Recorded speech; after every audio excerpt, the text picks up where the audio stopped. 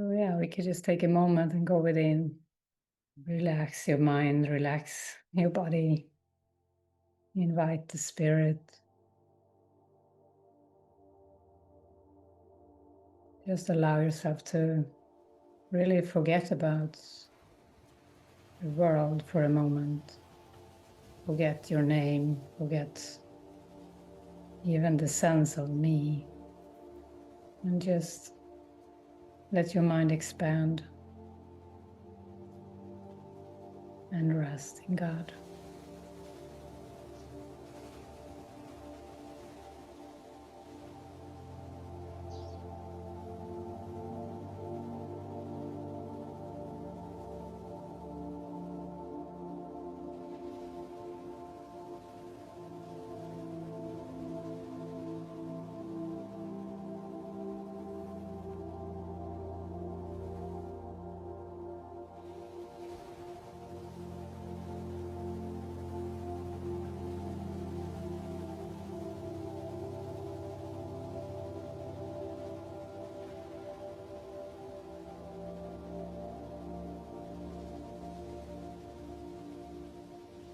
We're here to accept one and only truth, which is the abstract reality.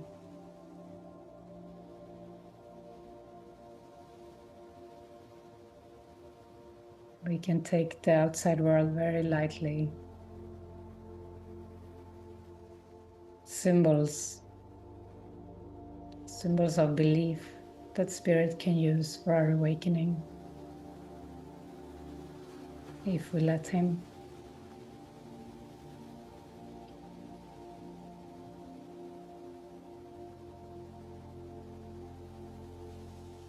And we can safely let Him. We can safely let Holy Spirit use our world on behalf of our healing, on behalf of awakening.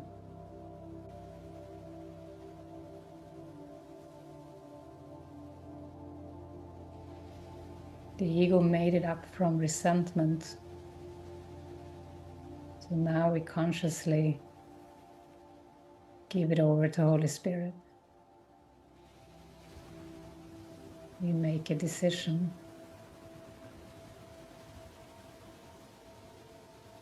to give it over.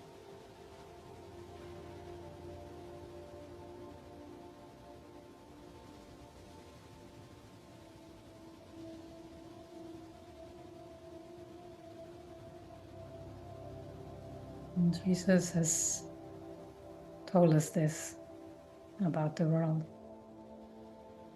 He says, anything in this world that you believe is good and valuable and worth striving for can hurt you and will do so. Not because it has the power to hurt, but just because you have denied it is but an illusion. It will hurt you because you have denied that it is just an illusion. You made it real. It is real to you. It is not nothing. And though its perceived reality has entered all the world of sick illusions, through its perceived reality, this nothingness has entered all the world of sick illusions. All belief in sin, in power of attack, in hurt and harm, in sacrifice and death has come to you. For no one can make one illusion real and still escape the rest.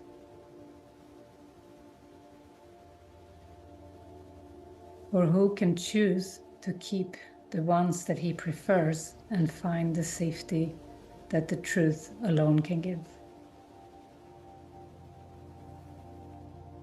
Who can believe illusions are the same and still maintain that even one is best.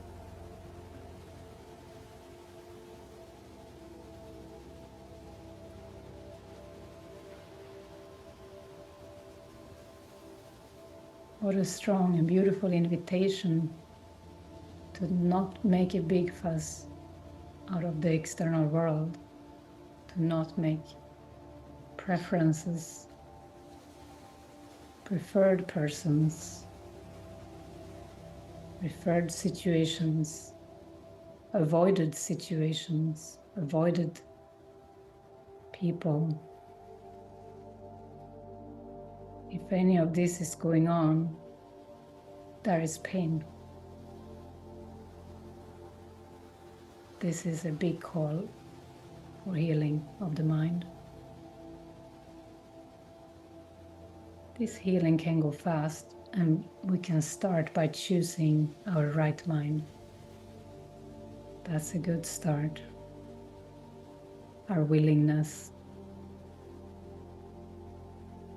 Then he says this: lead not your little life in solitude, with one illusion as your only friend.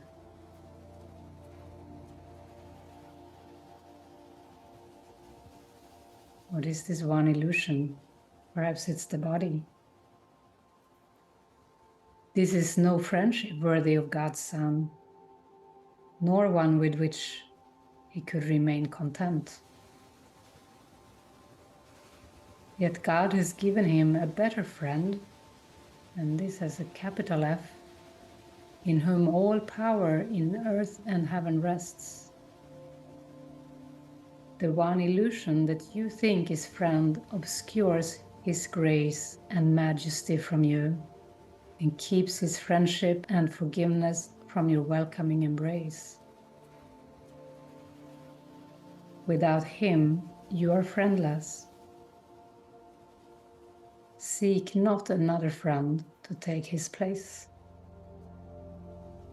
There is no other friend. What God appointed has no substitute, for what illusion can replace the truth?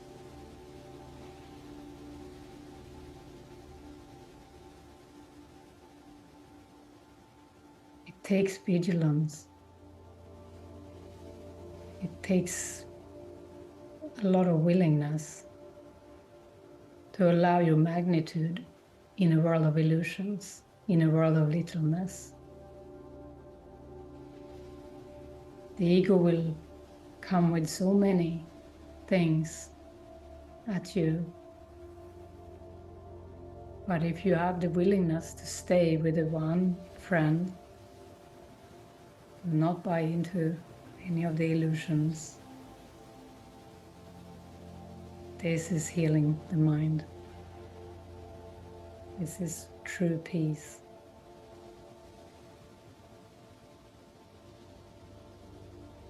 So first we need to become conscious. We need to be conscious of our thoughts,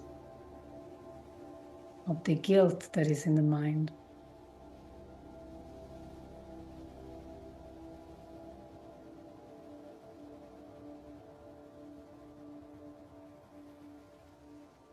Because otherwise we will buy into the illusions. If there is guilt in the mind, we will feel hit many times.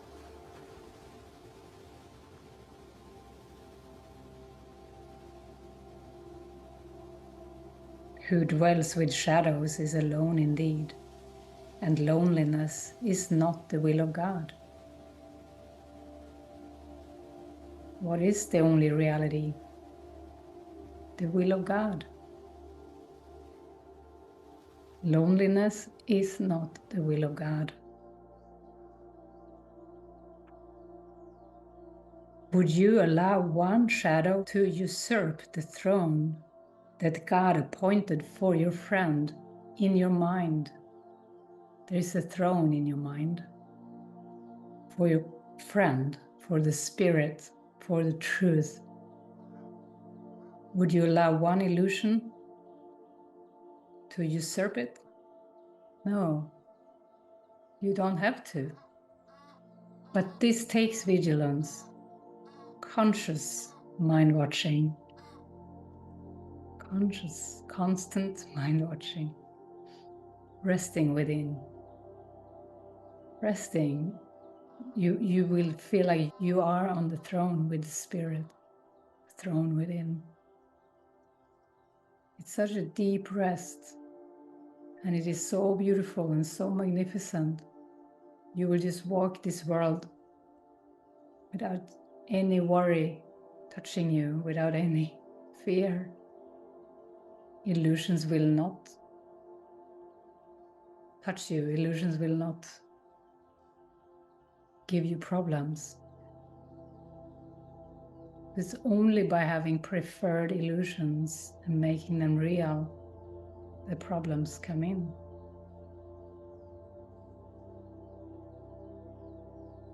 You cannot really love bodies. In this attempt to find, or to even trust bodies, you can trust the spirit through any symbol in this world.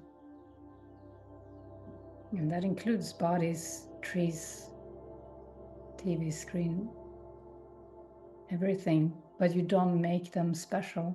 You recognize the spirit in them. That's trust.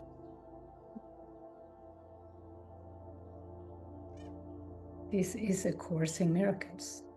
It's the next line.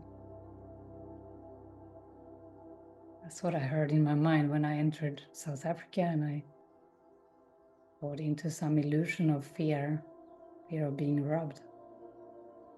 And I heard, because I made an immediate prayer. I didn't like how I felt. So I've learned to watch my mind so carefully that I quickly make a prayer.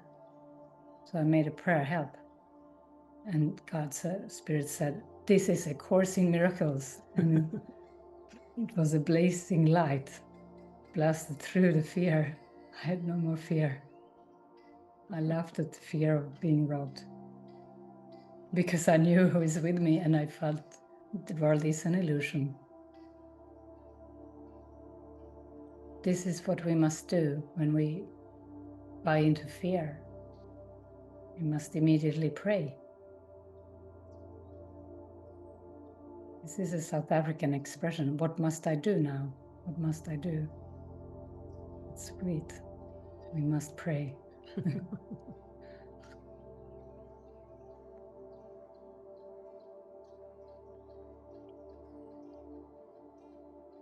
Yeah, this is from The Appointed Friend, from a chapter called The Transition. When someone dies, they say they transition, but this is a transition to life from a belief in death. We are in the transition.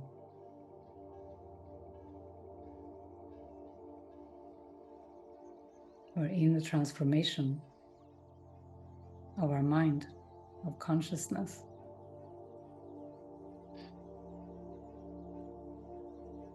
Thank you, everyone.